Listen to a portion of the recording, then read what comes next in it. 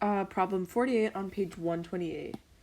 So, oops. Okay, so we have these two chambers, and we can assume that this valve right here is negligible mass, and so in chamber A we have argon, and there's 4 liters of argon, and the pressure is 2.5 atmospheres. And then we have chlorine gas in the second one, and that's going to be a volume of 1 liter and pressure of 1 atm. And the system is at STP, so that is really helpful for us. So that means that we can, so the ultimate question is in this problem is to find what the pressure would be when we open this valve right here. So we're going to convert to moles. So since there's 4 liters of argon, we can use this conversion factor right here because it's at STP to find how many moles there are of argon. So there's 0.179 moles of argon. And then we can do the same thing. And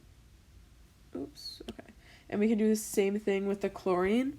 So we have 1 liter of chlorine, and then we can use this same conversion factor and get there's 0.0446 moles of chlorine. So the total moles, if you just add up the 2 moles that we just found, you can get that the total moles is 0.224. And that's going to be helpful because we're going to have to use a mole fraction. So we have argon we're going to use the mole fraction right here. And argon, since there's 0.179 moles of it, you divide that by the total moles to get the mole fraction, and then multiply that by the pressure.